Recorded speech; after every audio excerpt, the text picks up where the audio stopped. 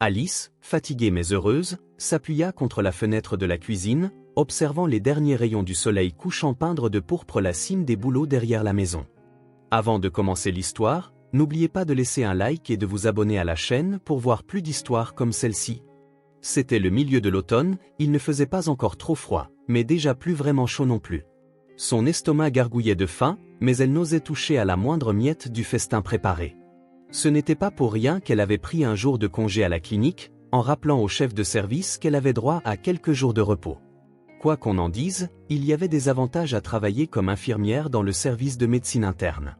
Aujourd'hui était un jour spécial, son mari bien-aimé rentrait enfin de son interminable voyage d'affaires. « Alors, quand est-ce qu'il arrive » murmura-t-elle, les yeux fixés sur la route sombre en face. À la table recouverte d'une nappe blanche comme neige était assise Tiffany, sa belle-mère. Mince, élégante même dans sa robe de chambre à motifs floraux, elle semblait l'incarnation de la sagesse et du calme. À côté d'elle, sur une chaise haute, était assis le petit Patrick, l'élève de 8 ans de Tiffany, qui travaillait comme enseignante à l'école. « La route, tu sais ce que c'est, peut-être qu'il y a des embouteillages, » dit-elle en détachant son regard des motifs de la nappe. Oliver est quelqu'un de responsable, il ne tarderait pas sans raison. Les affaires, c'est compliqué. Alice soupira tristement. Oui, je sais, Tiffany. C'est juste qu'il me manque tellement. Je veux juste le serrer dans mes bras, lui raconter toutes les nouvelles. J'ai même appelé son associé, Simon, mais il ne sait rien. Tu auras le temps pour tout, ma chérie, sourit sa belle-mère d'un air encourageant. Pour l'instant, le mieux est de te calmer. Nous n'avons pas préparé tout ça pour que tu ne touches pas à la nourriture plus tard. Alice jeta un regard coupable à la table qui croulait sous les plats. L'odeur des pommes de terre frites avec des champignons, tant aimées par Oliver, se mêlait à l'arôme de la tarte aux pommes fraîchement sortie du four, dont Tiffany avait récemment reçu la recette selon la tradition familiale. Et bien sûr, le hareng en pelisse. Tout a l'air si délicieux, murmura Alice en détournant le regard. Merci beaucoup pour ton aide, je n'aurais pas pu le faire seule. Oh, arrête, Alice, sa belle-mère agita la main. Pour qui d'autre ferions-nous cela, si ce n'est pour la famille? Surtout qu'Oliver travaille si dur, il mérite un accueil chaleureux. Patrick, qui avait attentivement étudié le motif de la nappe, leva soudain la tête et demanda « Tante Alice, est-ce que tonton Oliver va m'apporter une petite voiture ?» Il a promis. Alice sourit chaleureusement. « Bien sûr, Patrick. Il le fera, il tient toujours ses promesses. » Tiffany ébouriffa affectueusement les cheveux en désordre du garçon. « Oliver est très gentil et généreux, il ne t'oubliera pas. » Patrick demande quelque chose de joyeux pour non seulement bien manger, mais aussi pour soulager la tante. Malheureusement, la grand-mère de Patrick ne pouvait pas toujours lui fournir une alimentation correcte, et comme on le sait, on a toujours envie de quelque chose de savoureux. Tiffany aimait beaucoup le garçon, il y avait quelque chose de spécial en lui, une force intérieure et un talent qui devaient être développés. C'était dommage que le sort les traitait si cruellement. « Tiffany » dit soudainement Alice d'une voix douce, brisant le silence. « Puis-je te demander quelque chose ?»« Bien sûr, ma chérie, demande. » Alice hésita un instant, comme si elle ne savait pas comment formuler sa question. « As-tu connu le père de Patrick, Matthew ?» Pendant un bref instant, le visage de Tiffany s'assombrit. « Oui, je l'ai connu. Matthew était mon élève, un garçon très talentueux, l'esprit vif, le cœur bon. Il est parti gagner de l'argent et n'est jamais revenu. Je ne crois pas qu'il ait simplement abandonné Patrick, il l'aimait trop. Et la mère de Patrick, elle est décédée 1 mois après l'accouchement, à cause de complications. » Alice soupira. Elle avait pitié du garçon. Il avait grandi sans parents, élevé par sa grand-mère malade, et ce n'était que grâce à Tiffany qu'il ne se sentait pas complètement seul. À ce moment, on entendit le bruit d'une voiture qui s'arrêtait. Alice se leva d'un bond, courut à la fenêtre et s'exclama joyeusement « Oliver est là !» Un sourire illumina son visage. Elle se précipita vers la porte, oubliant tout le reste. Oliver entra dans la maison, fatigué et quelque peu perplexe, un sourire forcé figé sur son visage. « Salut mes chéris » dit-il d'une voix forte. « Vous m'avez tellement manqué. » Alice serra fort son mari dans ses bras, inhalant l'odeur familière de son eau de Cologne. « Tu nous as manqué aussi, Oliver. Comment s'est passé le voyage d'affaires ?»« Difficile » soupira son mari en se frottant le nez. « Tellement de travail, à peine dormi. Mais l'essentiel, c'est que je suis à la maison. J'ai appelé Simon, donc tout va bien. » Après une brève pause, Oliver sortit un petit paquet de son sac. « Alice, dit-il en souriant, je t'ai apporté quelque chose. » La femme regarda le paquet avec excitation, son cœur battant plus vite. Elle avait toujours aimé les cadeaux, surtout ceux qu'Oliver choisissait pour elle avec amour et soin. Le tableau représentait un paysage d'hiver, une forêt enneigée, un petit village à l'horizon et une silhouette solitaire marchant sur un sentier enneigé. La peinture était réalisée dans un style naïf, presque enfantin, mais il y avait quelque chose qui lui serra le cœur, une certaine tristesse tranquille, une nostalgie de quelque chose de perdu. « Je l'ai acheté à un pauvre type dans le passage souterrain », expliqua Oliver en observant la réaction de sa femme. « Il a dit que c'était son propre travail. J'ai pensé que ça te plairait. » Alice prit le tableau dans ses mains et l'examina attentivement. Le paysage était plutôt sombre, mais il y avait une profondeur, une expressivité. « Merci, Oliver, dit-elle, essayant de cacher une pointe de déception. Au fond, Alice s'attendait à quelque chose de plus romantique, de plus personnel. « C'est très beau. » À ce moment, Oliver regarda autour de lui dans la cuisine, remarqua Tiffany et Patrick, et leur fit un signe de tête amical. « Maman. Patrick. Bonjour, content de vous voir, dit-il en ébouriffant la joue du garçon. Alors, Patrick, est-ce que tonton Oliver t'a manqué? Oui, s'exclama joyeusement le garçon. Tu m'as apporté une petite voiture? Bien sûr que oui. Oliver sortit une petite boîte de son sac et la tendit au garçon. Tiens, prends. J'espère que ça te plaira. Patrick déchira avidement le papier d'emballage et en sortit une voiture de police rouge vif. Il commença immédiatement à la faire rouler sur la table en imitant le son des sirènes. « Merci, tonton Oliver » cria-t-il, sans quitter sa nouvelle acquisition des yeux. « Allez, Oliver, entre, assieds-toi à table » l'invita sa mère. « Nous avons tout préparé, nous n'attendions que toi. » Oliver s'assit avec soulagement et commença à manger avec appétit. Alice le regardait avec amour, essayant d'anticiper chacun de ses besoins. Tiffany ajouta discrètement plus de nourriture dans son assiette. « Raconte-nous ton voyage d'affaires » demanda Alice. « Eh bien, qu'y a-t-il à raconter » soupira Oliver, fatigué. « Du travail et encore du travail. J'ai passé toute la journée au bureau, des papiers, des négociations. » Alice savait que son mari n'aimait pas parler de son travail. Elle comprenait qu'il avait besoin de temps pour se détendre après ce voyage stressant. « Puis-je jeter un œil au tableau » demanda Tiffany. Alice lui tendit avec plaisir le cadeau de son mari. Tiffany l'étudia longuement en silence, plissant les yeux. En tant qu'artiste professionnelle, elle voyait dans le tableau quelque chose que sa belle-fille avait manqué. « Œuvre intéressante », conclut finalement Tiffany en rendant la peinture. On sent que l'artiste y a mis toute son âme. Il semblait qu'au moins sa mère aimait le tableau. Au fond, Oliver avait peur qu'Alice ne fasse une crise à cause d'un cadeau aussi étrange, et il espérait que sa femme ne remarquerait pas le mensonge. Et plus encore, il ne voulait pas qu'Alice découvre le coûteux bracelet qu'il avait acheté pour sa maîtresse. « Bon, ça a plu à tout le monde, c'est une bonne chose », soupira-t-il avec soulagement. « Je vais me reposer un peu, je suis fatigué du voyage. » Il embrassa sa femme sur la joue et se dirigea vers la salle de bain. Alice posa le tableau sur la commode du salon et le regarda une fois de plus, l'étudiant attentivement. Quelque chose la dérangeait. Elle ne pouvait pas mettre le doigt dessus, mais elle ressentait une étrange sensation de fausseté. Remarquant sa confusion, Tiffany s'approcha d'elle et demanda doucement « Quelque chose ne va pas ?» Alice haussa les épaules. « Je ne sais pas, Tiffany. Ça semble bien, mais j'ai ce sentiment étrange. » Tiffany la regarda attentivement dans les yeux. « Ne t'inquiète pas, tout ira bien. Oliver est juste fatigué du voyage et il a besoin de temps pour se remettre. » Alice hocha la tête, bien que ses doutes ne fussent pas du tout dissipés. Elle sentait que quelque chose s'était passé pendant le voyage, quelque chose que son mari ne lui avait pas dit. Pendant qu'Oliver était sous la douche, Tiffany décida de parler à Patrick.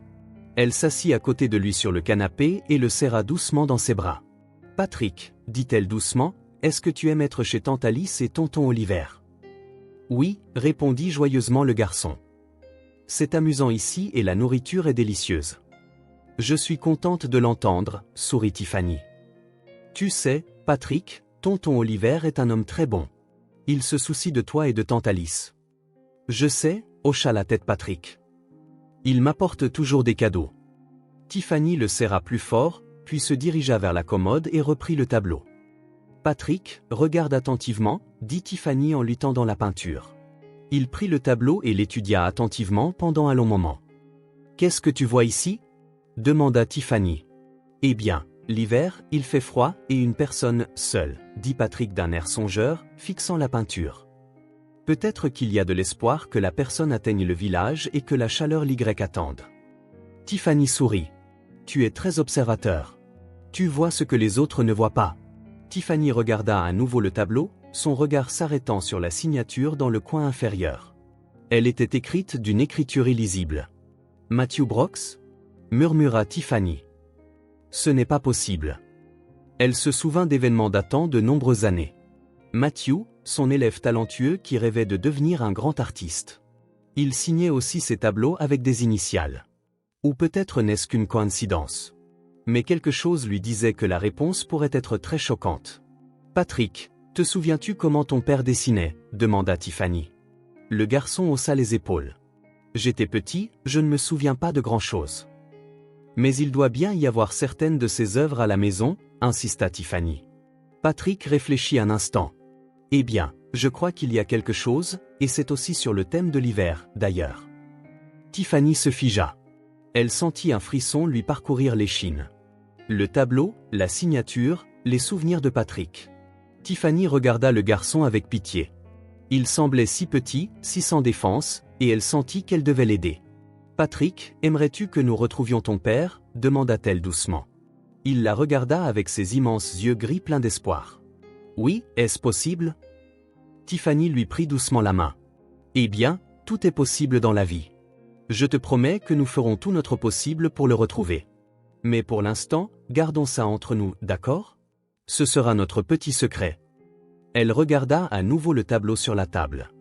Le paysage d'hiver, la silhouette solitaire de la personne avançant péniblement sur un sentier enneigé. Tiffany le sentait, ce tableau était la clé pour résoudre le mystère de la disparition de Matthew. Mais il n'aurait pas pu simplement disparaître sans laisser de traces, n'est-ce pas? À cet instant, Alice entra dans la pièce. Il était clair à son visage qu'elle avait partiellement entendu la conversation entre sa belle-mère et le petit invité. « De quoi chuchotez-vous tous les deux » demanda Alice avec un sourire. Patrick baissa timidement les yeux, mais Tiffany vint à sa rescousse. « Oh, rien de sérieux, Alice. Nous nous souvenions juste du père de Patrick. C'était un homme bon. » « Comment est-ce arrivé, d'ailleurs? Je veux dire, la disparition, demanda prudemment Alice. Elle savait que ce sujet était douloureux pour Tiffany. Juste à ce moment, Oliver sortit de la salle de bain, frais et reposé. Il s'approcha de sa femme et la serra dans ses bras. « Bon, mes chéris, dit-il en souriant, il se fait tard. Patrick, il est temps de rentrer à la maison. » Tiffany, après avoir dit au revoir, partit. Alice et Oliver restèrent seuls. « Oliver, dit Alice doucement, le regardant dans les yeux. J'ai l'impression que tu me caches quelque chose. » Son mari fronça les sourcils. « Qu'est-ce que tu veux dire? » Je le sens, insista Alice. Quelque chose s'est passé pendant ce voyage d'affaires. Tu as changé, tu es différent maintenant. Il soupira lourdement. Ne te fais pas d'idée. Il voulut la serrer dans ses bras, mais elle se dégagea. La soirée était irrémédiablement gâchée. Oliver, comme si de rien n'était, alla dans la chambre et alluma la télévision. Il ne tarda pas à s'endormir. Alice resta dans la cuisine à faire la vaisselle, mais le fragment de la conversation entre sa belle-mère et Patrick lui revenait sans cesse à l'esprit. À cet instant, une notification retentit derrière elle sur son téléphone. Alice se retourna, avec l'intention d'apporter le téléphone à son mari dans la chambre, quand elle vit qu'un message s'était affiché à l'écran. Elle n'avait pas l'intention de lire le message de quelqu'un d'autre, mais juste sous ses yeux, c'était clairement visible, c'était tout simplement merveilleux. Le bracelet est adorable. Voilà donc où était passé Oliver pendant tout ce temps. Elle n'avait tout simplement plus la force de faire un scandale. Et à quoi cela mènerait-il, de toute façon? Pour être honnête, Alice soupçonnait depuis longtemps son mari d'infidélité, mais il n'y avait jamais eu de preuves. Et maintenant, c'était là, écrit noir sur blanc. Merci pour le bracelet. Et pour le tableau préféré, les images achetées à la station de métro. Était-ce tout ce qu'elle méritait?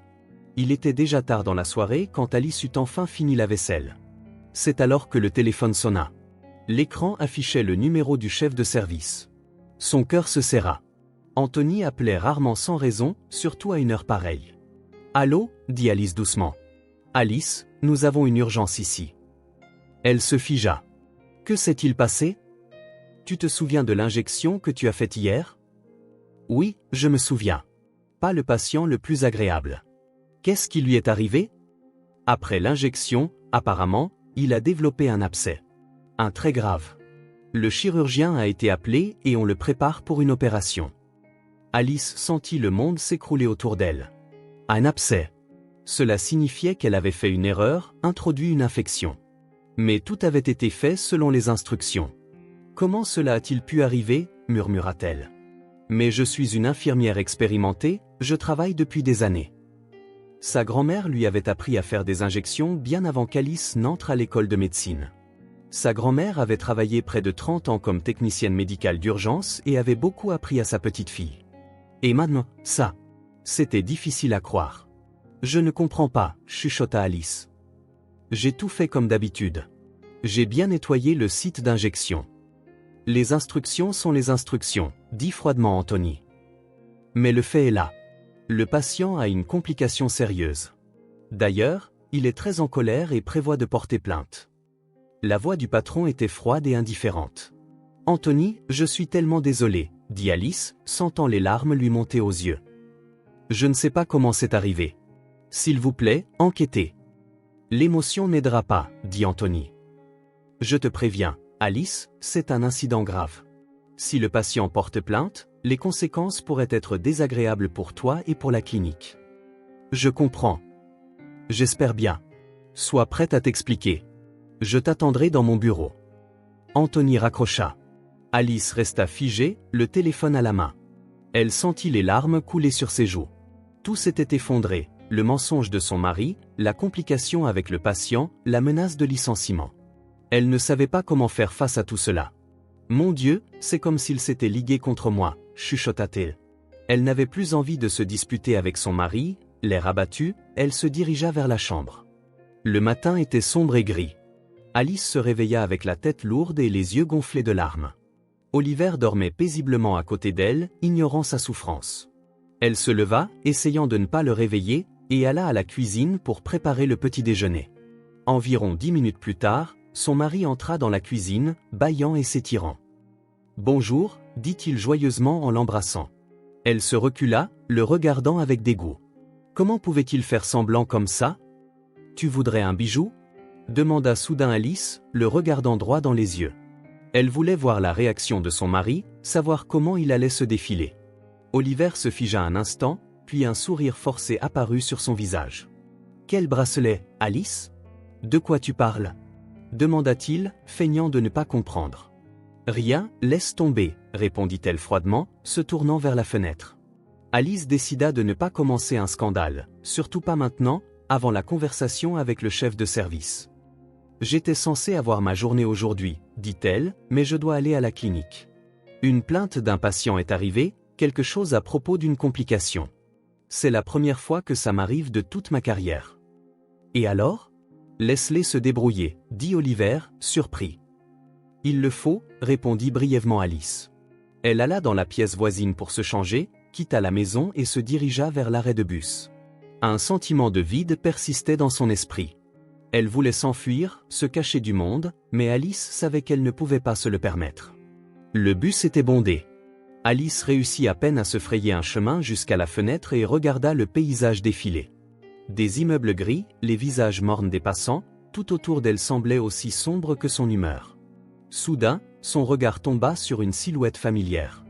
Cette démarche, ce sac sur l'épaule, c'était le sac qu'elle avait offert à sa belle-mère pour la Journée internationale de la femme. C'était sans équivoque, c'était Tiffany. Elle marchait rapidement le long du trottoir en direction du passage souterrain. Alice devint alerte. Que faisait sa belle-mère ici, et pourquoi était-elle si pressée ? Elle essaya de l'appeler, mais Tiffany ne répondit pas. Alice sentit un pressentiment sinistre. Quelque chose n'allait décidément pas. Cependant, elle n'avait pas le temps d'enquêter. D'abord, elle devait régler le problème au travail, et ensuite tout le reste. Richard Price, en tant que patient, l'avait dérangé dès le début. Homme d'affaires prospère, il détonnait parmi les autres patients épuisés par leur maladie. Son costume coûteux et son smartphone dernier cri contrastaient vivement avec l'atmosphère des chambres d'hôpital. Il semblait trop en bonne santé et trop riche pour être un patient ordinaire de leur clinique. En tant qu'infirmière expérimentée, Alice avait immédiatement senti que quelque chose clochait. Il y avait quelque chose dans le comportement de Richard, ses histoires et ses plaintes, qui la mettaient mal à l'aise. Les symptômes qu'il présentait à son admission dans le service de médecine interne étaient étonnamment vagues et contradictoires. Parfois, il se plaignait de maux de tête débilitants, d'autres fois de crampes abdominales soudaines ou d'un essoufflement atroce. Tout semblait indiquer de graves problèmes de santé, mais son apparence ne le laissait pas deviner. Le patient avait l'air en parfaite santé, du moins c'est ainsi qu'Alice le voyait. Et bien qu'elle ne soit pas médecin, elle en savait assez pour comprendre les choses mieux que certains spécialistes. Ce qui était étrange, c'est que dès le premier jour, Richard n'avait pas apprécié Alice. C'était comme s'il se sentait menacé par elle. Il essayait de se distancier de l'infirmière méticuleuse, mais dans le service de médecine, cela ne fonctionnait pas. Soit on suit le traitement, soit on sort. Alice se souvenait des événements d'il y a une semaine, qui avaient semblé insignifiants à l'époque, mais qui donnaient maintenant une toute autre signification à la situation. Impatient, dites-vous. Eh bien, tout est une question de perspective, pensa Alice, assise à son bureau au poste des infirmières. Elle parcourait les dossiers médicaux, essayant de trouver un indice, une explication à l'inexplicable. Les mots d'un médecin lui revinrent à l'esprit, il n'y a pas de gens en bonne santé, il n'y a que des gens qui n'ont pas été correctement examinés. Et en effet, si l'on fouille dans l'historique médical de n'importe qui, on peut toujours trouver quelque chose qui nécessite une attention. Alice, pourquoi es-tu si pensive ? Demanda la jeune infirmière en entrant avec une liasse de nouveaux résultats d'analyse. Qu'est-ce qui se passe ? Oh, Linda, je pense à notre nouveau patient, Price, répondit Alice. C'est un cas étrange. Il se plaint de tout, mais ses analyses sont parfaites. C'est comme s'il simulait. Simuler ? Pas possible, pourquoi ferait-il ça ? Demanda Linda, surprise. Qui sait ? Peut-être qu'il veut une pause du travail, ou peut-être autre chose, haussa les épaules Alice. Tout est possible. Mais quelque chose disait à Alice que ce n'était pas normal.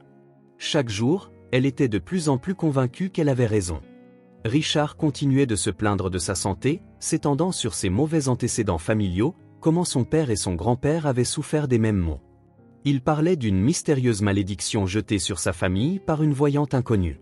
L'histoire semblait si vague qu'il ne semblait même pas croire à sa propre maladie, mais essayait de convaincre les autres. « Tu ne croiras jamais ce que Richard m'a dit aujourd'hui » s'exclama Linda en revenant de sa tournée de patients.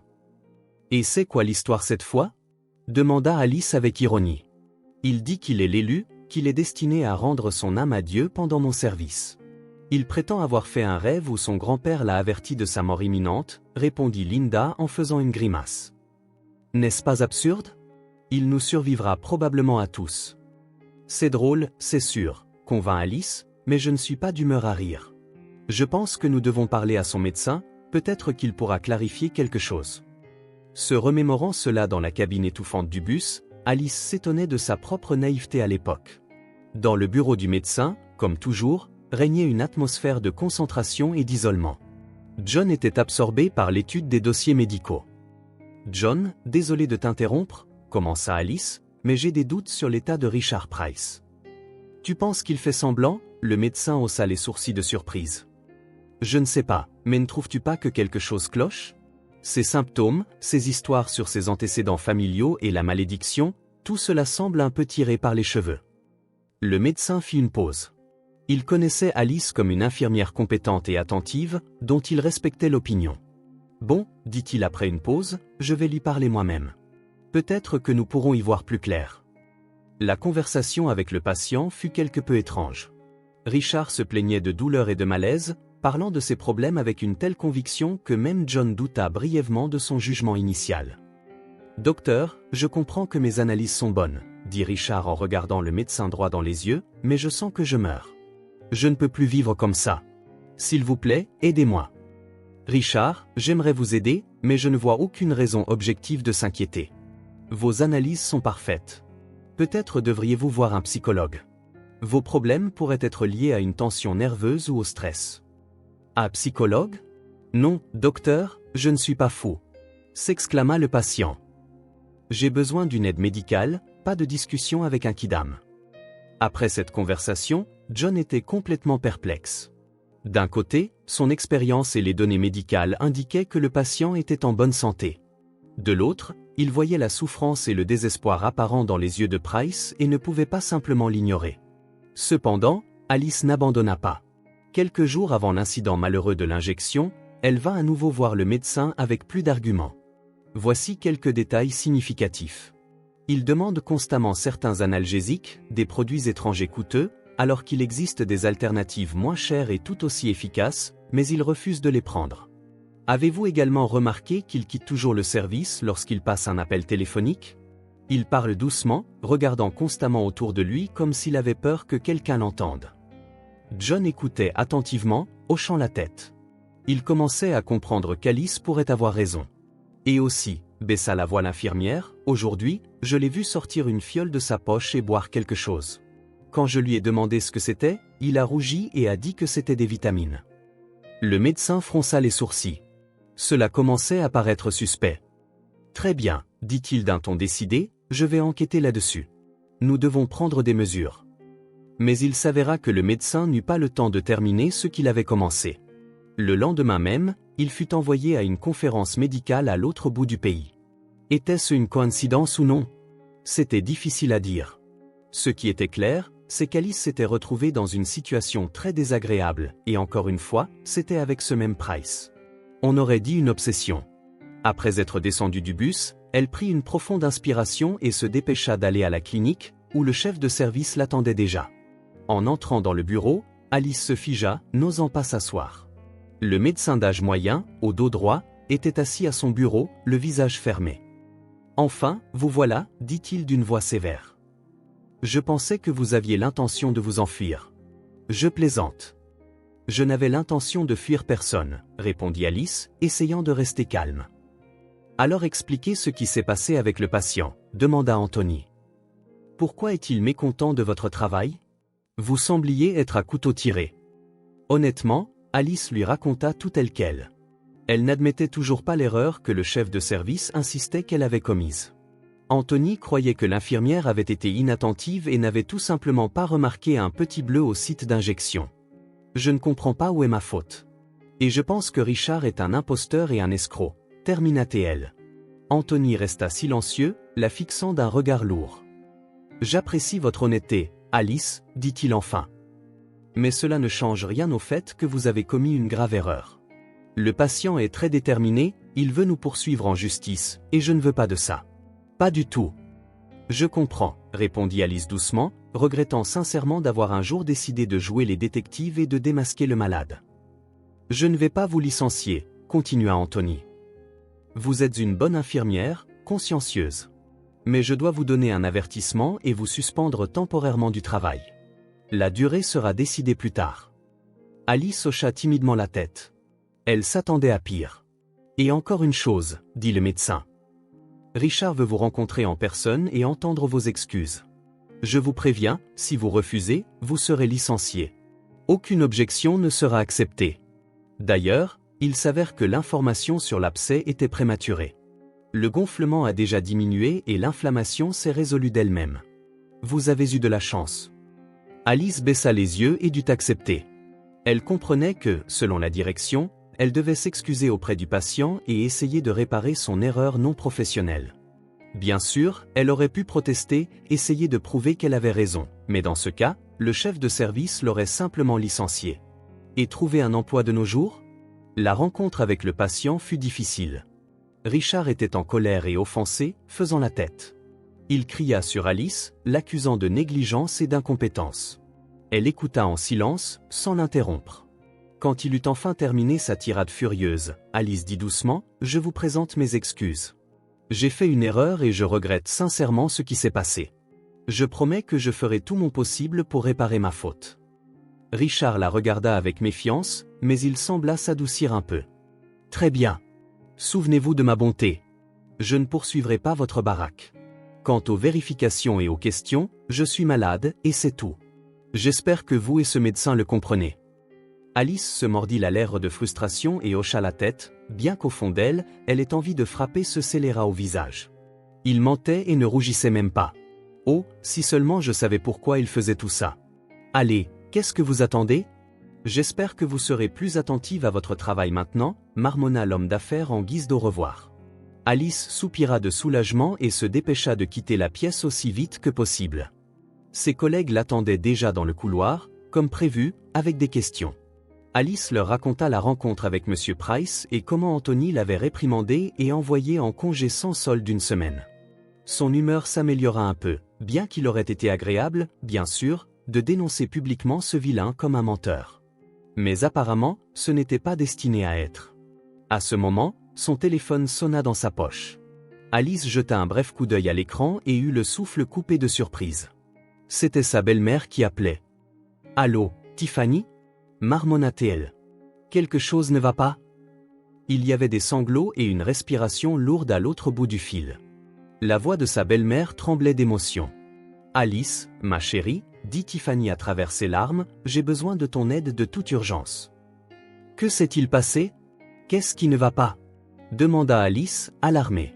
« Je suis au passage souterrain, » répondit Tiffany, « celui où Oliver a acheté le tableau hier.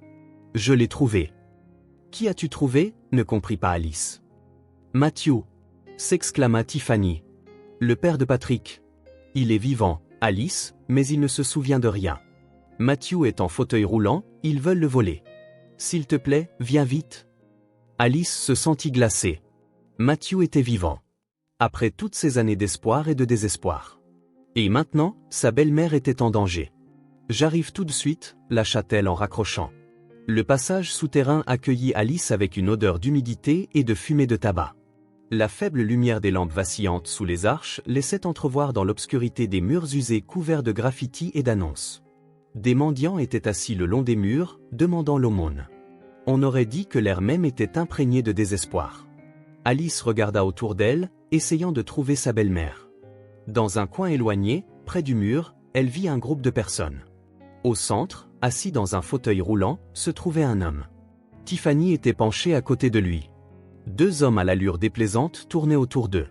Alice se précipita vers eux, se frayant un chemin à travers la foule. « Laissez-les tranquilles !» cria-t-elle en courant vers sa belle-mère. L'un des inconnus se tourna vers elle avec un ricanement. « Qu'est-ce que tu veux ici ? Retourne voir ton chéri pendant que tu es encore en sécurité. »« J'ai dit, laissez-les tranquilles », répéta Alice, sentant sa colère monter.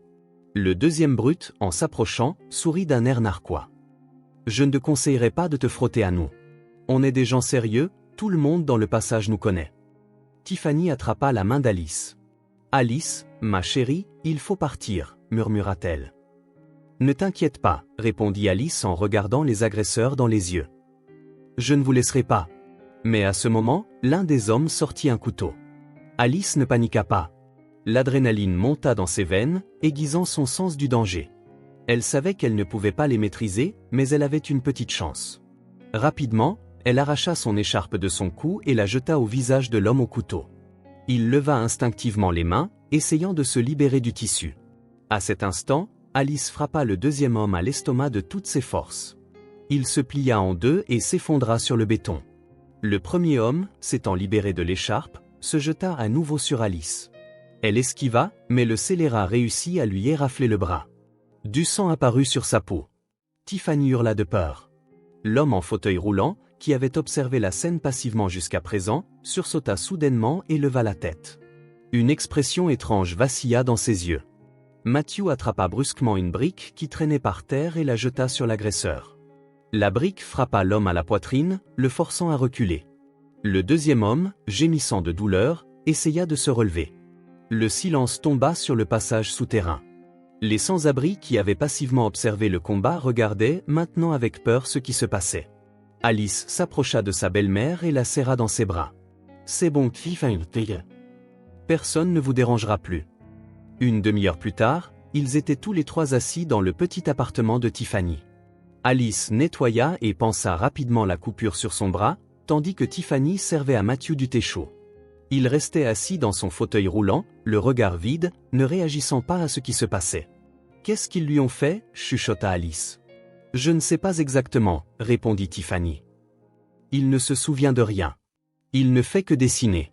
Les sans-abri ont dit qu'il l'avait trouvé quelque part à la gare. » Il avait été battu et avait perdu la mémoire. Ils ont profité de son don, l'ont fait dessiner et ont vendu ses tableaux. Alice regarda Matthew. Il semblait si impuissant, et il n'y avait rien dans ses yeux sauf le vide. « Nous devons l'aider, » dit Alice.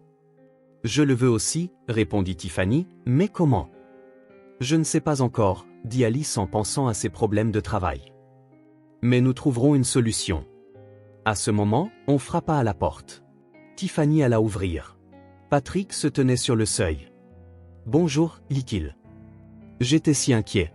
Où étiez-vous ? Lol, vous n'y êtes pas. Nous devions avoir des cours supplémentaires aujourd'hui. » Le garçon entra dans la pièce et ses yeux s'écarquillèrent de surprise. « Papa » murmura-t-il en regardant Matthew. « C'est toi, papa ?» Matthew tressaillit et leva la tête. Il regarda le garçon comme s'il essayait de se souvenir de quelque chose. Une étincelle brilla dans ses yeux. « Comment ça va, petit ?» demanda-t-il d'une voix rauque. « Je suis, avec ma tête, non ?» murmura le garçon. « Je ne me souviens de rien. » Le petit Patrick se mit à pleurer et se précipita vers son père, le serrant fort dans ses bras. « Ce n'est pas grave, » dit-il à travers ses larmes. « On se souviendra de tout ensemble. Moi, toi, tante Alice et Tiffany. » Alice et sa belle-mère regardaient cela les larmes aux yeux. À cet instant, elles sentirent une lueur d'espoir que Matthew pourrait revenir à une vie normale. « Alice, merci ma chérie, » dit Tiffany alors qu'Alice s'apprêtait à partir. « Tu nous as sauvés, » et Matthew, elle fit un signe de tête vers l'invité qui était assis à table et dessinait quelque chose. « Désolé, je dois vraiment y aller. Oliver doit déjà s'inquiéter, » répondit la belle-fille, essayant de ne pas montrer ses vrais sentiments. Elle ne voulait pas raconter à Tiffany ce qui s'était passé la nuit dernière avec le téléphone de son fils. « D'accord, prends soin de toi. » Sa belle-mère la serra dans ses bras et la retint un instant en guise d'adieu. Alice quitta l'appartement le cœur lourd. D'un côté, elle était heureuse que Matthew ait été retrouvé, mais de l'autre, son âme était déchirée par la trahison de son mari. Après tout, ce message fatidique confirmait tout. Pendant le trajet du retour, elle ne comprenait pas qui était à blâmer. Finalement, Alice arriva chez elle, sortit ses clés et ouvrit la porte. Elle se figea comme si elle avait été frappée par un choc. De la cuisine, elle entendit des voix étouffées. L'une d'elles, elle la reconnut immédiatement, c'était Oliver. Mais la seconde voix de femme lui était inconnue. Le dos et la poitrine, souffle. J'ai préparé ça, alors on part demain matin, dit la femme inconnue. Excellent. L'essentiel, c'est que Simon ne se doute de rien, répondit Oliver. Est-ce que j'ai fait semblant d'être en voyage d'affaires pour rien ? Laissons l'associé penser que je signais des contrats importants pendant qu'il trouvait l'idiot. Il est assis au bureau pendant que je voyage à travers le pays. Ne t'inquiète pas, je me suis occupé de tout. Il pensera que tu as juste pris une pause après ton voyage d'affaires, répondit la femme. La femme rit, et dans son rire, Alice sentit une moquerie méchante. Et l'argent ? demanda Oliver. Tout est là, sur le compte. Simon ne sourcillera pas quand on sera en train de bronzer, répondit la femme. Alice sentit ses jambes flageoler. Elle s'appuya contre le mur pour ne pas tomber. Il prévoyait de s'enfuir avec sa maîtresse, de tromper leur partenaire, et c'est tout. Avec une autre femme. À ce moment, Alice reconnut cette voix rusée. C'était Viola, la secrétaire d'Oliver. Jeune, belle, et loin d'être stupide. Alice avait toujours ressenti une aversion pour elle, mais n'aurait jamais pensé qu'elle était capable de quelque chose comme ça. Et Alice ? Elle semble se douter de quelque chose. Elle m'a posé des questions sur un bracelet, demanda Oliver. Sotte fille. Elle a une trop haute opinion de toi. Elle ne croira jamais que tu es capable de ça, répondit Viola. Au début, elle pensera qu'il t'est arrivé quelque chose. Elle te cherchera, donnera l'alerte. Mais ensuite, elle s'habituera et oubliera tout. J'espère que non. Je ne veux pas qu'elle le découvre, marmonna le mari. Et sa mère non plus, puisqu'elle est adoptée. J'ai trouvé les papiers dans la classe de terminale sur un morceau de contreplaqué. Elle pensait que j'étais un idiot. Elle ne le découvrira pas. Tu n'as pas à t'en soucier, dit Viola. Oh, ne me fais pas rire. Tu penses à ces sentiments quand tu prévois de t'enfuir avec autant d'argent ? Viola éleva la voix. Chut, quelqu'un pourrait entendre, siffla Oliver. Qu'ils entendent, je m'en fiche, répondit Viola. Alice n'en pouvait plus. Elle était submergée par une rage mêlée de douleur et de désespoir. Elle marcha d'un pas décidé vers la porte et l'ouvrit à la volée. Oliver et Viola sursautèrent à l'unisson et se tournèrent lentement vers elle. Une expression d'horreur se figea sur le visage de son mari. Viola la regarda avec mépris. « Et voilà la petite sainte » ricana méchamment la maîtresse. Alice regarda Oliver, l'homme qu'elle aimait, en qui elle avait confiance et avec qui elle comptait passer sa vie. Mais maintenant, au lieu d'un mari, elle voyait un étranger, un menteur, un petit homme pathétique.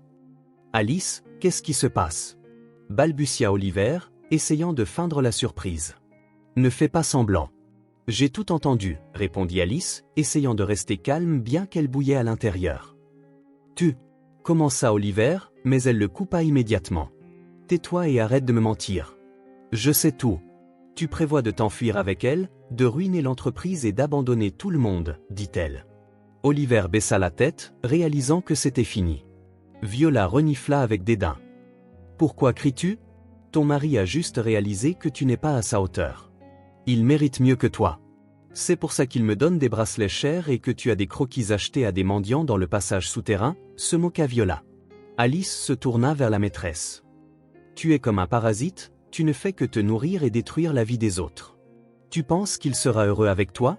Il te larguera aussi quand il trouvera quelqu'un de mieux. » « N'ose pas me parler comme ça, » hurla Viola et essaya de frapper Alice, mais celle-ci esquiva et attrapa habilement le bras de la maîtresse. « Ne me touche pas, espèce de riche. » Alice repoussa l'invité indésirable. « Partez, tous les deux. Je ne veux plus jamais vous revoir. » Ce n'est qu'après que la porte se fut refermée derrière eux qu'Alice se permit de pleurer. Trahison, mensonge, problème au travail, pourquoi tout cela lui arrivait-il ? Elle tamponna ses yeux avec un mouchoir, se leva et alla à la salle de bain. Elle se lava le visage à l'eau froide et essaya de se ressaisir. Elle se regarda dans le miroir. Une femme pâle, épuisée, aux yeux rougis par les larmes, la fixait. « Je dois faire quelque chose, » se dit-elle. Elle ne pouvait pas rester assise sans rien faire. Elle composa son numéro, et après quelques sonneries, il répondit. « Il s'est passé quelque chose ? » Oliver ne répond pas, demanda l'associé. Elle prit une profonde inspiration et commença à lui raconter tout ce qu'elle avait découvert. Simon écouta en silence, et elle pouvait sentir sa colère monter. Quand Alice eut terminé son histoire, il dit « Je sais, c'est difficile à croire pour moi aussi, mais c'est vrai. Il prévoit de s'envoler demain matin. » « Pas question. J'appelle la police. Ils paieront pour tout ce qu'ils ont fait. » s'exclama l'associé. « Faites attention, s'il vous plaît. Dans leur état actuel, il pourrait être dangereux, l'avertit-elle. « Ne vous inquiétez pas, je peux gérer ça. Et merci. Vous m'avez vraiment ouvert les yeux, » dit Simon. Elle raccrocha et sentit un léger soulagement. Elle avait fait tout ce qu'elle pouvait. Maintenant, tout dépendait de l'homme d'affaires lui-même. Incapable de rester seule à la maison, Alice retourna à l'appartement de sa belle-mère. Dès qu'elle franchit la porte, elle vit Matthew, toujours couché dans son lit. Une chaleur se répandit dans sa poitrine. Peut-être, juste peut-être, y avait-il encore une lueur d'espoir dans tout ce chaos. « Alice, qu'est-ce qui ne va pas ? Tu n'es pas dans ton assiette ?» demanda sa belle-mère avec inquiétude. Alice essaya de sourire. « Ça va, je suis juste un peu fatiguée. »« Allez, n'aie pas peur de parler. Je vois bien que quelque chose ne va pas. »« N'essaie pas de le cacher, » dit Tiffany. Alice lui raconta la conversation avec la maîtresse et ce qui s'était passé dans la cuisine. Tiffany écouta en silence, la douleur dans les yeux. « Ah, Oliver, Oliver, comme je me suis trompée sur lui, » murmura-t-elle. « Quand les médecins m'ont dit que je ne pouvais pas avoir d'enfant après la fausse couche, je suis allée directement à l'orphelinat. J'ai vu Oliver et je suis tombée amoureuse instantanément. Si petit, de si grands yeux. Ne te blâme pas. Oliver a toujours été doué pour faire semblant, » dit Alice. « Et qu'est-ce que tu vas faire maintenant ? » demanda sa belle-mère. « Je ne sais pas encore. J'ai besoin de temps pour réfléchir, » répondit Alice. « Tu peux rester ici aussi longtemps que tu en as besoin. C'est aussi ta maison. » Alice serra sa belle-mère dans ses bras. « Merci. Tu m'as toujours soutenu. » Ce soir-là, après que Patrick se fut endormi, Matthew s'approcha dans son fauteuil roulant, un dessin à la main. « C'est pour toi, » dit-il en tendant l'œuvre. Sur le papier, dessiné au crayon simple, se trouvait une femme au visage doux et triste. Alice se reconnut immédiatement. « Merci, c'est si beau, » dit-elle, luttant pour retenir ses larmes. Matthew sourit. « Tu es gentil.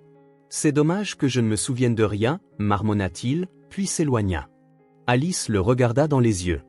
Il y avait tant de douleur et de nostalgie. Elle s'approcha de lui et posa doucement son bras sur ses épaules. « Tout ira bien. Nous t'aiderons. Ta mémoire reviendra, n'en doute pas, dit-elle. Matthew se blottit contre elle, comme un enfant contre sa mère, et à cet instant, Alice sentit qu'elle n'était pas seule. Les jours passèrent dans un tourbillon. Simon déposa une plainte auprès de la police, et Oliver et Viola furent arrêtés à l'aéroport. Une enquête fut ouverte. Alice essaya de rester à l'écart, mais elle fut convoquée à plusieurs reprises pour des interrogatoires. C'était difficile. Elle se sentait vide et désillusionnée, mais elle ne se laisserait pas abattre. Elle savait qu'elle devait rester forte pour elle-même, pour Tiffany, pour Patrick et pour Matthew. Un soir, assise dans la cuisine chez sa belle-mère, Alice prit sa décision. « Je demande le divorce. » Tiffany hocha calmement la tête. « Je m'en doutais. Tu fais ce qu'il faut, Alice. Tu ne peux pas vivre avec quelqu'un qui t'a trahi, toi et tous ceux qu'il connaissait. Ne te tourmente pas pour le passé. Tu as encore tout l'avenir devant toi. » Alice sourit, sentant une chaleur se répandre dans sa poitrine. Elle savait qu'elle prenait la bonne décision.